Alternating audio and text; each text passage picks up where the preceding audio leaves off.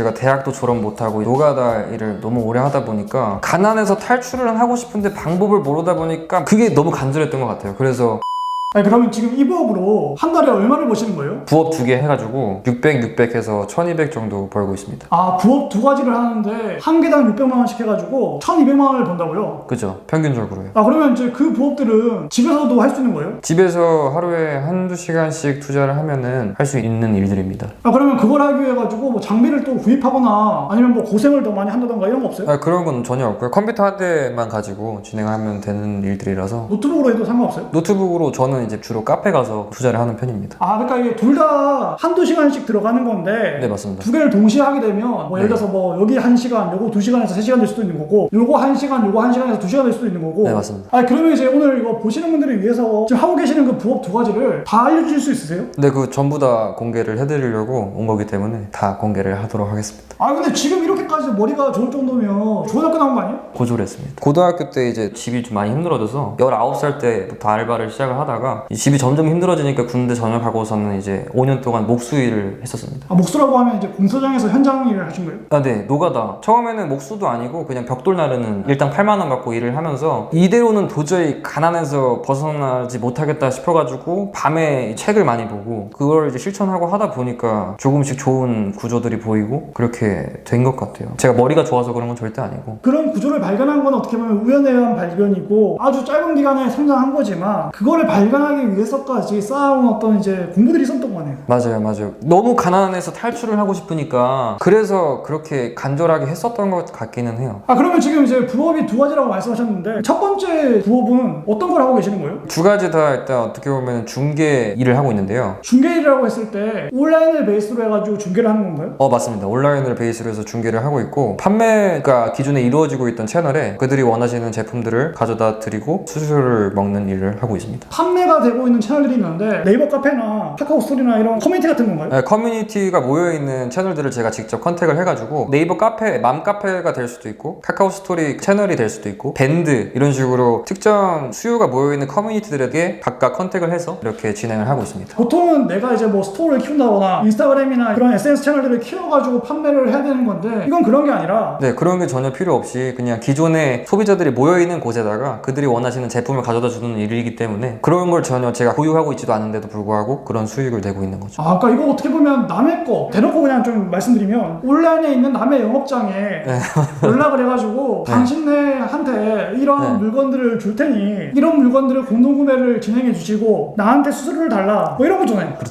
평상만 되면 이제 거저 먹는 거네요. 거의 뭐 거저 먹는 구조일 수도 있죠. 근데 거저 먹는다고 보기엔 좀 힘든 게 판매하시는 이분들한테 연락을 돌려가지고 이분들이 수락을 해야 되는 거고 첫 번째는 네, 맞습니다. 두 번째는 이제 공동구매 될 만한 물건들을 가져야 되잖아요. 맞습니다. 이분들이 그러면 공동구매 될 만한 물건들을 가져오는 건 어떻게 가져와요? 그걸 공급해줄 분들을 찾아야겠죠. 제조사나 생산자 분들을 찾아야 하는데 그걸 무턱대고 찾기보다는 그 공동구매 채널에 관리하시는 분들이 계시잖아요. MD라는 분들이 계신데 그분들한테 여쭤보는 거예요. 어떤 물건이 주로 팔립니까? 그럼 그분들이 주로 이러이러한 물건들이 주로 팔린다. 이제 그러면 그 리스트를 받아가지고 제가 정리를 해가지고 그 리스트를 취급하시는 제조사나 공장에게 전화를 해서 내가 컨택하고 있는 채널들에서 이런 것들이 이만큼 팔리고 있는데 그 물건을 가져다 줄 수 있으면 제가 연결을 시켜드리겠다. 이런 식으로 컨택을 하는 거죠. 그렇게 했을 때 안 좋아하실 분들이 아무도 없더라고요. 왜냐면은 잘 팔리면 좋은 거고 여기 판매 채널에서는 좋은 물건이 계속 들어오면 좋은 거니까 그래서 저는 뭐 중간에서 거저 먹고 있는 거죠.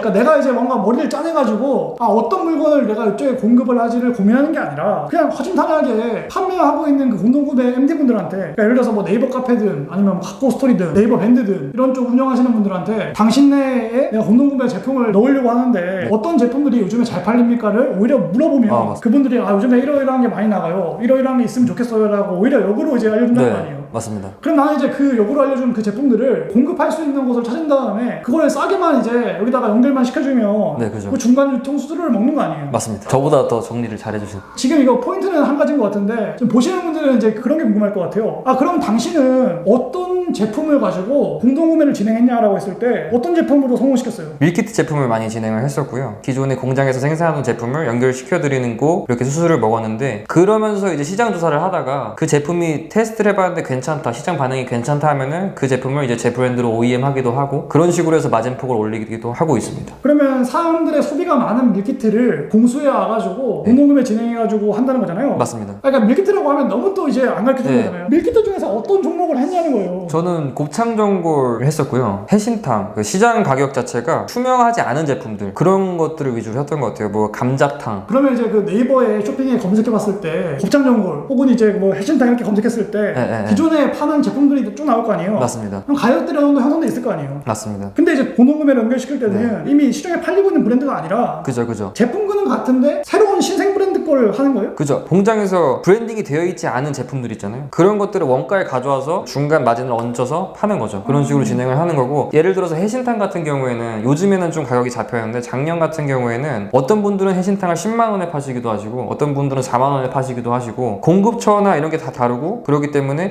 이거는 내가 이 것보다만 싸게 가져와서 한 6만 원 정도의 시장 가격을 올려놓고 공구 채널에다가 내가 4만 원에 제한을 할 수 있으면 이거는 내가 마진을 먹을 수 있는 구조가 나오겠다. 이제 그런 제품군들을 위주로 공부를 진행을 했었죠. 그러면 예를 들어서 해신탕을 공급할 수 있는 분을 찾은 다음에 공구 내가 진행할 건데 가격을 얼마 정도에 나한테 줄 수 있냐라고 했을 때 그분이 예를 들면 한 2만 원에 준다라고 했어요. 그러면 나는 이제 공구 쪽 채널에 연락해가지고 2만 원에 내가 이거 떼었는데 당신들이 나한테 얼마의 마진을 줄 수 있냐, 이거 한 개 팔릴 때마다 5천 원이든 만 원이든 달라. 그 남은 금액은 너네들이 얼마의 시장가를 올려서 공구를 하던지 신경 안 쓰겠다, 그렇게 해서 제공해 줄 테니까 이거 같이 할래 말래, 이렇게 묻는 거네. 맞습니다. 조금 더 디테일하게 들어가자면 제가 2만 원에 가져온 제품을 공구 채널에게 이제 컨택을 드릴 때 이 제품이 보통 시장에서 5, 6만 원 정도에 팔리고 있는데 내가 2만 5천 원 정도에 공급을 해 줄 테니 공구가로는 5만 원 정도에서 4만 원 정도에 팔리면 괜찮을 것 같다, 이런 식으로 어떻게 팔리면 좋을 것 같은지까지 제안을 해드리면 거기서 이제 플레이를 알아서 잘 해주시더라고요. 생산도 내가 하는 게 아니고 판매도 내가 하는 게 아니고 맞습니다. 다만 그 생산할 수 있는 사람과 판매할 수 있는 사람을 연결시켜주는 대가로 한 개 팔릴 때마다 돈을 버는 구조네요. 맞습니다. 근데 공동구매 채널의 특성은 한 번에 많이 팔리는 게 특성이기 때문에 하나의 마진이 뭐 5천 원밖에 안 되더라도 하루에 뭐 많이 팔릴 땐 200개씩 팔리기도 하니까 이제 그런 식으로 이제 마진을 먹는 거죠. 그럼 어떻게 보면 그 600만 원이라는 게 그 한 달 내내 해가지고 얻는 600만 원이 아니라 타이밍만 잘 맞아버리면 며칠만 해가지고도 600을 버는 거네요. 맞습니다. 보통 공구가 돌아가는 날짜는 한 달로 했을 때 한 3일씩 3-4번 정도 이렇게 돌아가기는 해요. 그럼 결국에는 이 수익 구조라는 거는 공구하는 날짜가 어느 정도 되는지를 한번 보고 공구를 판매할 수 있는 그 공급 판매처를 많이 늘리고 그 물건을 공급해 줄 수 있는 공급처를 또 많이 늘려버리면 수익 구조는 제이커브를 그리면서 계속 성장할 수밖에 없는 구조인 거네요. 네, 맞습니다. 근데 이제 어쨌든 다른 일도 많이 하고 있다 보니까 내가 여기에 시간을 많이 투자할 수 없다 보니까 이제 하루에 이제 한두 시간 정도밖에 투자를 안 했던 거고, 맞습니다. 그렇게 해서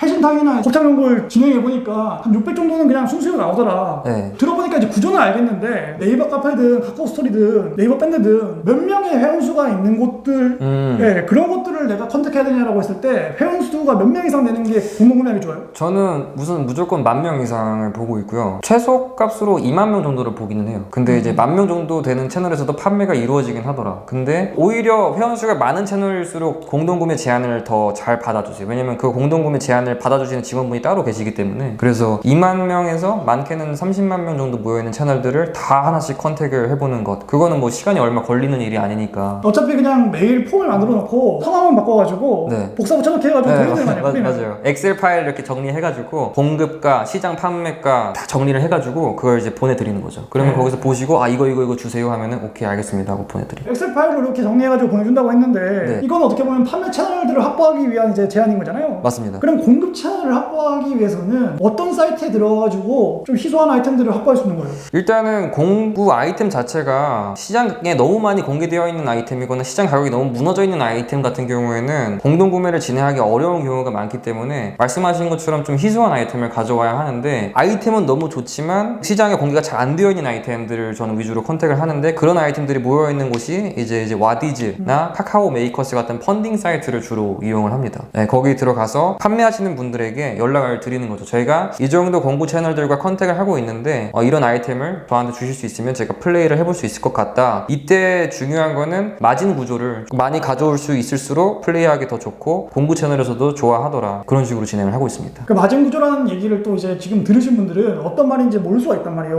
네. 예시를 들어가지고 있어가지고 예를 들어서 전화를 드릴 때 지금 판매하고 계시는 취급하시고 계시는 아이템이 제가 컨택하고 있는 공동구매 채널의 컨셉과 잘 어울리는 것 같아서 이 아이템을 저에게 도매로 공급을 해주실 수 있겠습니까? 여쭤보면 거기서 얼마 정도로 제한을 해주신단 말이에요. 이분이 저한테 도매로 뭐 2만원에 제공을 해주시겠다고 했는데 시장에서 유사한 아이템을 찾아봤더니 한 4, 5만원 정도에 팔리고 있더라. 그러면 이제 좋은 아이템이잖아요. 마진율이 한 60% 정도 나는 아이템인데 예를 들어서 시장에 3만원에 팔리고 있는데 이분이 저한테 2만원 정도 제공을 해주시겠다. 그렇게 말씀을 하시면 마진율이 40% 이하로 떨어지게 되기 때문에 그런 아이템은 이제 공동구매를 진행하기 어렵기 때문에 오히려 말씀을 드리는 거죠. 이거를 공동구매를 진행하기 위해서는 마진이 시장에 보통 유사한 아이템들은 3만원 정도에 올라와 있는데 저는 마진율을 한 50% 정도 이상 가져와야지 공동구매 채널에서 진행할 수 있습니다. 저한테는 이런 판매 채널들이 있기 때문에 지금 2만원 주신 제한보다는 15,000원 이하 정도의 제한을 주실 수 있으면 제가 플레이 해보기 좋을 것 같습니다. 이렇게 말씀을 드리면 그분이 오히려 저한테 물어보죠. 채널이 어떠한 채널이 있습니까? 그럼 제가 이제 그런 공동구매 채널들 제가 기존에 컨택했던 채널들을 보여드리는 거죠. 그래서 회원수가 이 정도가 있고 실제로 여기서 이런 것들이 잘 팔렸다더라. 보시면 제가 연결을 시켜드리면 이 정도 판매량이 나올 수 있겠다. 말씀을 드리면은 그분들이 거절하실 분들이 아무도 없으세요. 왜냐면 그분들은 좋은 아이템을 만드는 데는 굉장히 시간을 많이 쓰시는 분들이지 판매력 자체가 좋으신 분들이 아니시거든요. 그래서 마진을 조금 더시더라도 내가 대신 더 많이 팔아주겠다 하면은 그분들이 되게 흔쾌히 오케이 해주시거든요. 그렇게 아이템을 가져와서 연결을 시켜드리는 거죠. 여기서 포인트는 그거네요. 브랜드를 별로 안 따지는 제품군, 하지만 수요가 많은 제품군들 중에서 시장에 가격이 어느 정도 형성되어 있는 것들, 그런 거에 희소한 신생 브랜드 아이템들. 맞습니다. 그러니까 브랜딩이 안 되어 있는 그냥 제조만 되어 있는 아이템들을 가져다 드리는 거죠. 그렇죠. 공동구매 그분들의 어떤 수요는 뭐냐면 내가 집에서 어쨌든 해신탕 해먹고 싶어 이런 거잖아요. 사실은. 맞습니다. 근데 그거가 사실은 브랜드가 뭐 크게 중요하지 않잖아요. 이분들 맞습니다. 입장에서. 맞습니다. 싸게 그거 해먹으면 꿀 이러는 거잖아요. 맞습니다. 그런 거를 노리는 거고 그러다가 이제 시장에서 반응이 괜찮다 그러면 이제 그런 거를 내 브랜드화 시켜서 OEM 제작을 해가지고 다시 공급을 해드리고 그런 식으로 진행하기도 하죠. 그러니까 브랜드가 없는 제품을 공동구매 진행해가지고 이제 팔아서 중간 수수료 챙기는데 그러면서 사람들이 이런 제품군들은 굉장히 많은 사람들이 구매하는구나를 알게 되면 맞아요. 이거는 브랜드는 없지만 내가 그러면 내 브랜드 만들어가지고 넣어버리면 마진을 더 많이 가져갈 수 있겠다. 맞습니다. 그냥 브랜드 비용이 있으니까. 맞습니다. 그럼 저 궁금한 게 이런 방식의 이제 그 중개하는 거는 정산은 언제 받는 거예요? 보통 정산 같은 경우에는 공동구매가 진행이 된 그 다음 달 10일쯤에 판매된 금액을 정산을 해서 저에게 보내주십니다. 이번 달에 공동구매 진행했으면 그 수익금 중에서 일부를 나한테 다음 달 10일이나 15일쯤에 입금이 된다는 거잖아요. 네, 맞습니다. 예를 들어서 뭐 개인으로 진행하면 3.3% 떼서 받는 거고 만약 사업자가 있으면 세금계산서를 내가 발행하면 또 받는 거고. 네, 맞습니다. 그러면 지금 들어보니까 또 너무 잘 구매할 수 있잖아요. 그러면 이게 항상 이제 어떤 구조든 간에 주의사항이 있단 말이에요.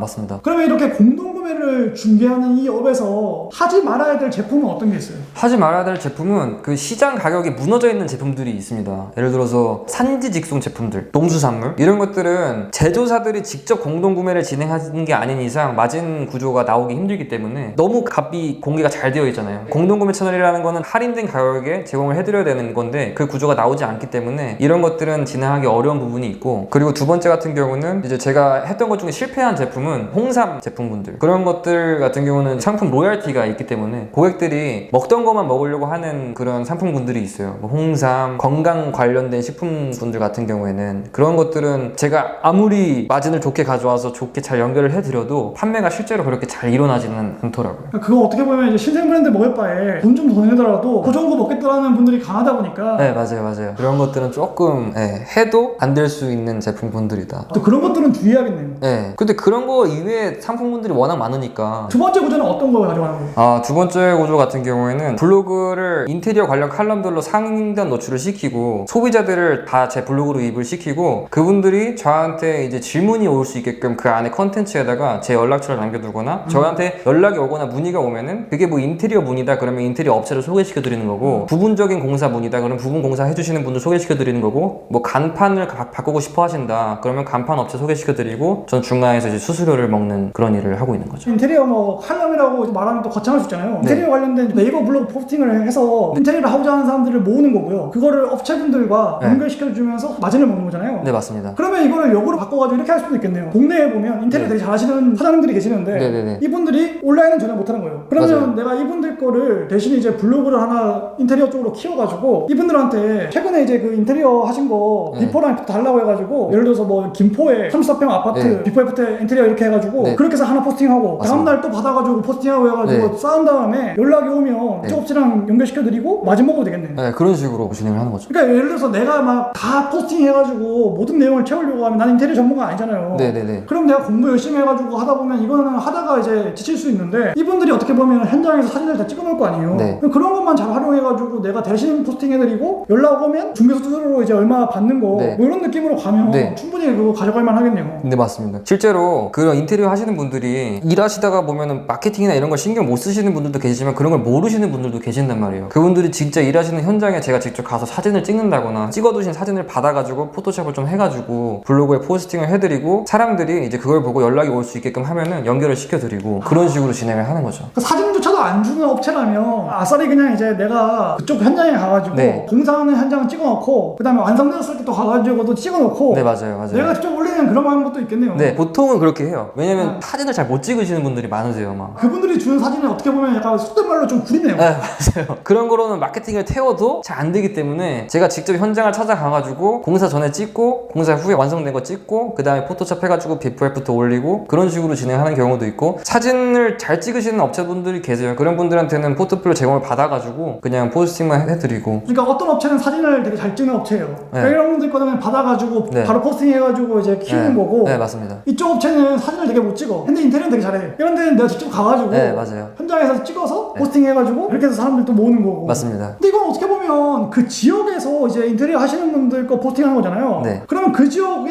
어떤 인테리어 그 포스팅이 어느 정도 쌓이면 예를 들어서 뭐 시흥이라고 했을 때 네. 뭐 시흥시 25평 아파트 인테리어 쳤을 때 네. 어느 정도 이제 포스팅이 나오기 시작하면 네. 처음이야 이제 뭐 포스팅하는데 고생하겠지만 쌓였을 때는 이미 내가 포스팅이 계속 올라가 있으니까 네, 맞습니다. 나중에는 포스팅 양을 좀 줄여도 되겠네요. 네, 맞습니다. 그러니까 블로그가 처음에 키울 때는 시간을 좀 많이 투자를 해야 되지만 사실상 포트폴리오가 계속 쌓이고 안에 인테리어 관련된 글들이 계속 쌓이다 보면은 이게 나중에는 상위 노출이 되어 있고 내가 굳이 올리지 않더라도 문의량이 이미 너무 많이 오고 있기 때문에 시간은 솔직히 지금은 일주일에 포스팅을 2개 정도만 진행을 하고 있습니다. 그러니까 제가 봤을 때는 이게 되게 좋다고 느낀 게 뭐냐면 이 인테리어 블로그는 그 인테리어 회사의 블로그가 아니라 내 개인의 이제 인테리어 블로그인데 이 업체 것도 올리고 이 업체 것도 올리고 이 업체 것도 올리고 해가지고 김포에서 연락 온다 하면 김포 업체한테 연락해 주는 거고 시흥에서 온다 하면 시흥 업체 연락해 주는 네, 거고 맞습니다. 그러면서 내 블로그의 그 가치는 계속 올라가는 거고 네, 맞습니다. 그런 식으로 어떻게 보면 중개 일을 하고 있는 거죠. 근데 너무 많은 업체들을 컨택을 하진 않고 그냥 제가 다닐 수 있는 선 안에서 진행을 하고 있습니다. 지금은 이제 뭐 포스팅을 한 주에 몇 개 하는 거예요? 지금 일주일에 2개 정도 하고 있습니다. 아 옛날에는 하루에 하나씩 포스팅했는데 지금은 한 주에 2개? 세팅할 때는 하루에 3개씩 했었습니다. 시차를 좀 두고 한 거예요 포스팅을? 아침에 일어나서 블로그 작업을 할 때 아침에 올리는 거 하나 그리고 점심에 올릴 거 하나 저녁에 올릴 거 하나를 예약 발행을 이렇게 해놓고 그런 식으로 이제 진행을 했었습니다. 그러니까 처음에 키울 때는 하루에 3개씩 올렸는데 지금은 워낙 문의량이 많다 보니까 네. 한 주에 2개 정도만 올려도 충분히 네, 돌아간다. 맞습니다. 그냥 공사 완료된 것들 포트폴리오 하나 올려주고 3일 뒤에 또 하나 올리고 이런 식으로 진행을 하고 있습니다. 아 그래서 인테리어 관련된 문의가 와가지고 네. 여기 인테리어 해줄 수 있냐라고 문의 네. 오면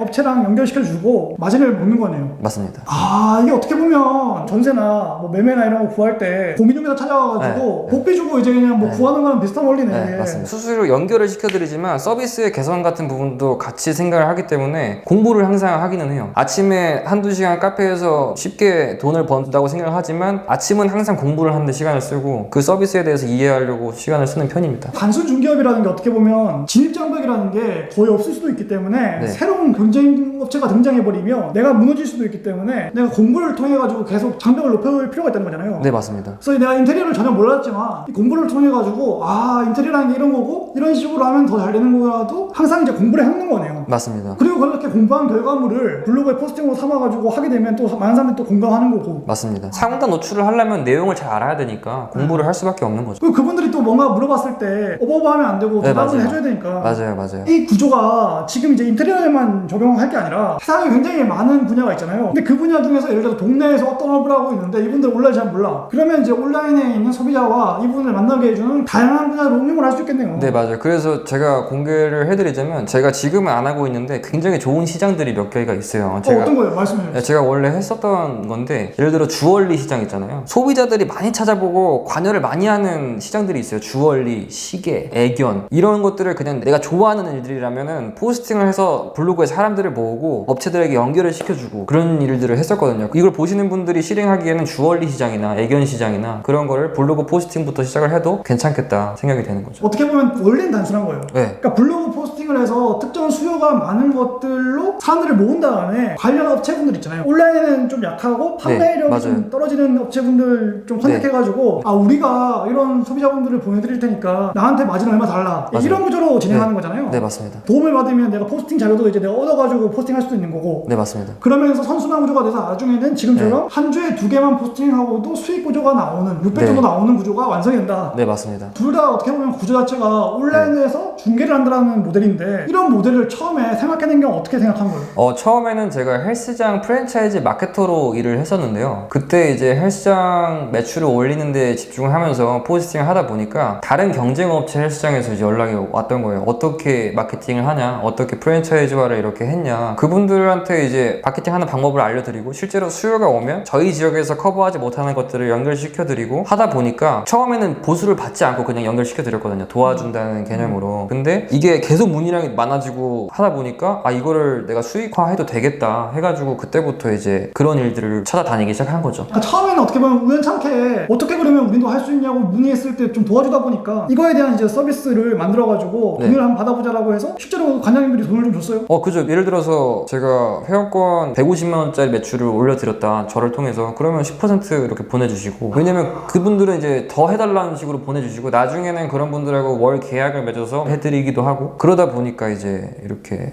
하게 된 거죠. 헬스라는 시장을 통해 가지고 중개 수수료에 대한 눈을 뜨게 된 거고 네, 맞아요. 그거를 다양한 분야에 한번 응용해보자라고 해가지고 인테리어 쪽도 이제 뚫게 된 거고 네. 카페 공동구매나 카카오 스토리 공동구매와 공급처를 연결하면 이것도 뭔가 돈이 될 수 있겠다 이거를 알게 돼서 실제로 머릿속으로는 그렇게 구상을 했지만 될까 안 될까는 몰랐는데 해보니까 실제로 수익이 난 거네요. 수익이 난 것도 있었지만 제가 포인트를 두는 부분은 중간에서 공급처와 판매자를 연결시켜 드리는 거잖아요. 이 두 분 다 제가 이렇게 연결시켜 드리는 거에 대해서 감사해 하더라. 그래서 서로가 좋은 구조가 되다 보니까 하는 것도 재밌고 보람이 있고 왜냐면 제조하시는 분들은 아무리 열심히 제조를 해도 판매하는 법을 모르시는 분들이 계신데 반면에 판매하시는 분들은 좋은 아이템을 계속 찾아다니시는데 제가 중간에서 이거를 연결시켜 드리면 둘 다 좋은 거잖아요. 그죠? 그리고 그 감사의 대가로 저는 수수료를 받는 건데 이 구조가 3자 다 되게 좋은 구조로 흘러가게 되더라 해서 계속 재밌게 이 일을 하고 있는 거죠. 아 근데 지금 이 영상을 보시고 아 저런 아이디어가 있었네 저런 방법이 있었네라고 또 하시는 분들이 있을 거잖아요. 네. 그럼 그런 분들이 어떻게 보면 처음에 시작하는 걸 되게 망설인단 말이에요. 네. 그럼 망설이고 있는 분들한테 마지막으로 해주고 싶은 말씀 있으세요? 저도 되게 겁이 많은 편이거든요. 근데 제가 말씀드린 이 방법들은 진짜 어떻게 보면 리스크가 전혀 없이 진행할 수 있는 방법들이기 때문에 그냥 무작정 시도를 해보셔도 좋은 일들이다. 그리고 정말 실패를 해도 아무것도 잃을 게 없기 때문에 시간 조금 들어간 거잖아 사실. 네, 그죠. 뭐 하루에 한두 시간씩 그냥 매일매일 공부한다는 생각으로 투자를 하고 진행을 해보면 좋은 것 같은 일들이죠. 아이고 오늘 또 이렇게 오셔가지고